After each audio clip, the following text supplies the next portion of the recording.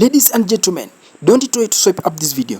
Rigathi Gachagua akiwa pale U.S.A akiweza kumwataka William Samoei Arap Ruto, akiweza kudestroy William Samoei Arap Ruto, the president of the Republic of Kenya. Nataka nikuwekee hii klipu kaitazame, then uniambie pale kwenye comment section na utakuwa mtu wetu wa maana zaidi. Kumbuka kama huja like video, ensure that umelike, na kama ni mara yako kwanza kupata hii video, ensure that umesubscribe na utakuwa mtu wetu wa maana zaidi.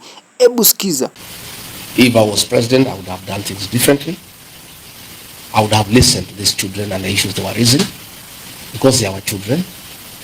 And they were not just speaking from nowhere. There were serious issues in Kenya about the finance bill of 2024. And when your children correct you, you don't kill them. You listen. That's what we do.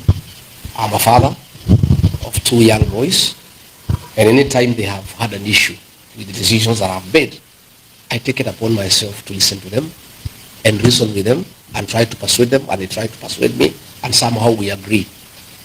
But I would never beat them up, threaten them, or harm them. So if I was president, I would not have ordered the killing of children for raising issues concerning the people of Kenya. I would have taken time to give them an opportunity to listen to them and reason with them, and we come up with an agreement on the way forward. All right, thank you. Next question. Your Excellency, do you believe in restorative justice? And by asking this, what I'm trying to say is, we are very hopeful that your coalition will take the government in 2027.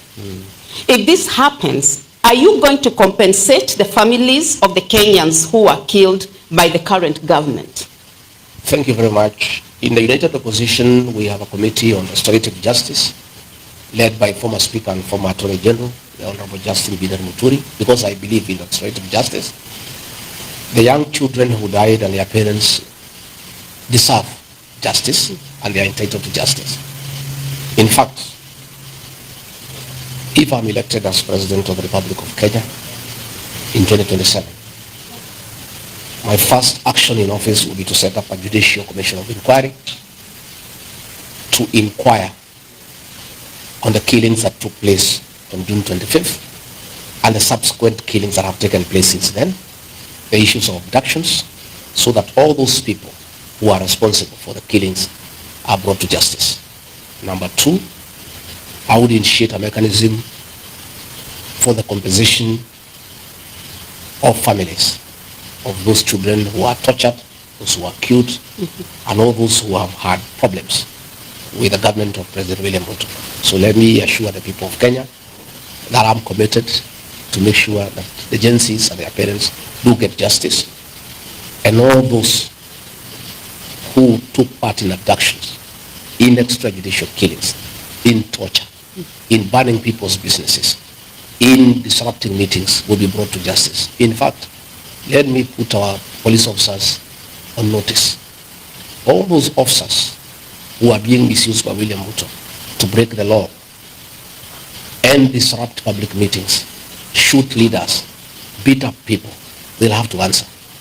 And I have asked our teams to keep a record of all these actions that are unlawful, that are being perpetuated by the police, so that these people will be held to account. I want to ask families of Gen Zs who are killed, who disappeared, to make sure they document all the circumstances under which their children disappeared, under which police station, so that the commanders of those stations then will be held to account. And let me tell officers commanding police stations, officers commanding police divisions, all the atrocities against the people of Kenya that are being committed within your jurisdiction, you will have to answer it one day. If you see what has happened in Kenya, there was the issue of aglo-leasing that took place in the year 2003. The courts have decided, so many years later, almost 22 years later,